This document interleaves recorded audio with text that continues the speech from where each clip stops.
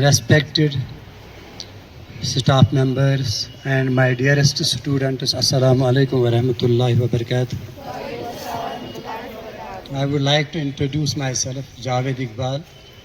I have been given the task as Deputy Chief Education Officer, Kulgam, recently.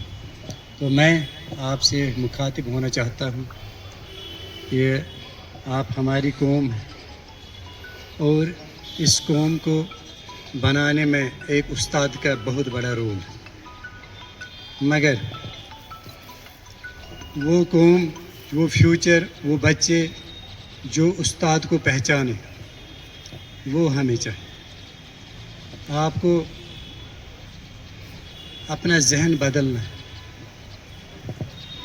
जो आप अपने बारे में या दूसरों के बारे में सोचते हैं, उस चीज़ को थोड़ा सा चेंज लाने की ज़रूरत है। There is need for transformation.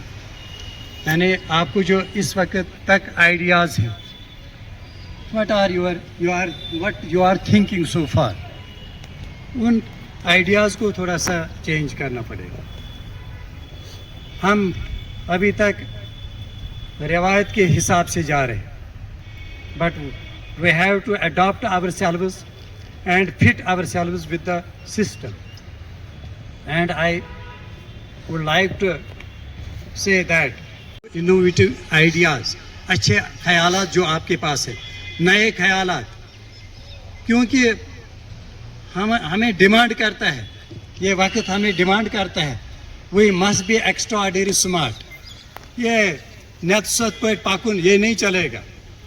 युजन तो पाकन छु बस सत्र चोर करी याद चंद सतूर और हमने एक टॉपिक याद किया, ये नहीं चलेगा। ये हमारी डीड को फुलफिल नहीं कर सकता। We have to be very prompt and proactive. हमें अगर ये ट्रेडिशनल सिस्टम से अगर हम चलेंगे, ये कौम आगे नहीं बढ़ सकती। आप मॉडर्न वर्ल्ड को देखिए, हम उनके पीछे कितना है। हमें वो चीज़, वो गैप जो है, उस गैप को फिल करना है। जल्दी हमें इतना अच्छा बनना है, इतना स्मार्ट बनना है अपनी पढ़ाई में। स्कूल के प्रिंसिपल साहब, स्टाफ मेंबर्स, प्यारे बच्चों और बच्चियों, अस्सलाम वालेकुम। मुख्तसर 2-4 बातें मैं आपसे शेयर करूंगा। हम वर्दी प्रिंसिपल साहब के काम से बहुत ज़्यादा खुश हैं। अच्छा काम हो रहा है, लेकिन जहां अच्छा काम हो वहीं अच्छा टारगेट भी दिया जाता है। टारगेट देने से पहले मैं 2 बातें आप बच्चों से शेयर करूं कि आने वाला समय बच्चों जो है ये आर्टिफिशियल इंटेलिजेंस का है, और आर्टिफिशियल इंटेलिजेंस में वही इंडिविजुअल जो है वो ग्राउंड संभालेंगे जिनको मैथमेटिक्स आता होगा।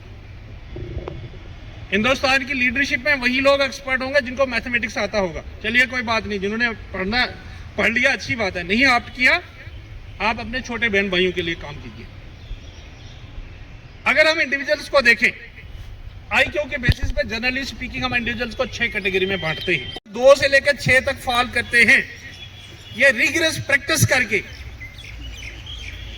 जीनियस को भी सरपास कर सकते हैं। इसका मतलब आप समझते हैं, जो बच्चे कैटेगरी नंबर 2 से लेके 6 तक फॉल करेंगे, अगर वो अच्छी मेहनत करेंगे तो वो पहले नंबर से भी काबिल, एक्स्ट्राऑर्डिनरी, एफिशिएंट और इंटेलिजेंट बन सकते हैं। ये पॉइंट आप याद रखेंगे। अब सबसे पहले जब भी इंग्लिश टीचर आपको पढ़ाए, एक पेज पढ़ाए, एक पैराग्राफ पढ़ाए, यहाँ पे मौजूद है इंग्लिश कौन पढ़ता है?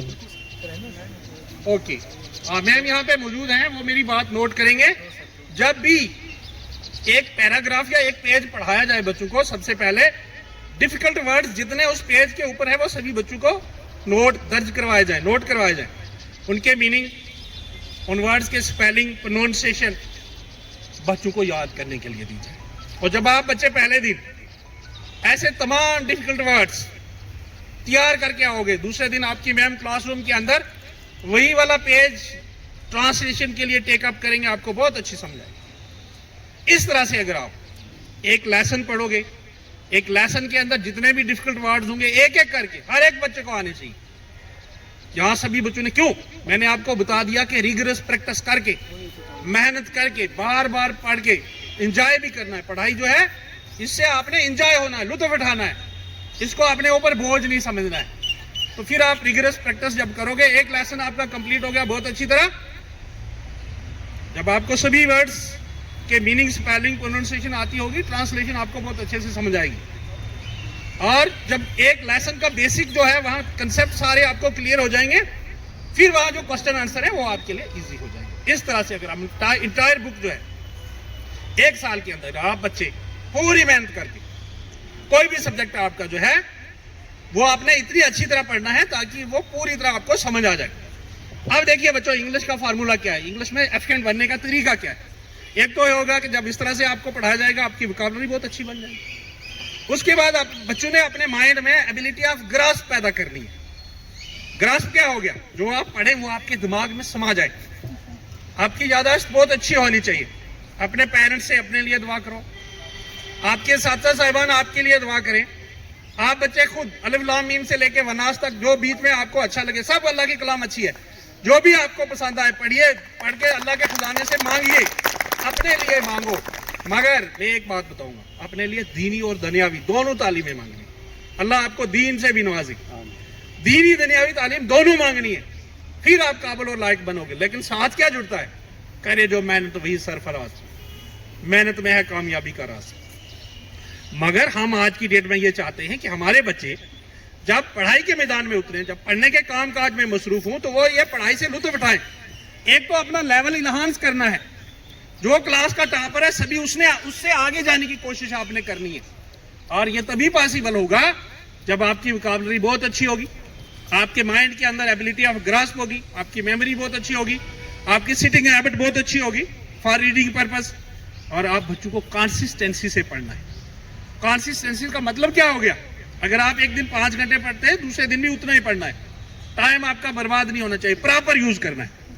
और लास्ट की हैबिट जो हम चाहते हैं हमारे बच्चों के अंदर होनी चाहिए, हाँ, अंडरस्टैंडिंग पावर आपकी बहुत अच्छी हो, आपके सारे बेसिक कंसेप्ट क्लियर हो, और इस पढ़ाई के दौरान सिर्फ आपको पढ़ाई का ही काम हो, कोई दूसरा काम ना हो, आपके माइंड में कोई फेयर ना हो, आपको अपने ऊपर स्ट्रांग बिलीफ होना चाहिए, सेल्फ कॉन्फिडेंस होना चाहिए, मैं ये कर सकता हूँ, मैं ये कर सकती हूँ, and everything is possible. Napoleon एक साइंटिस्ट हुआ, उसने कहा है word impossible is found in the dictionary of foolish people.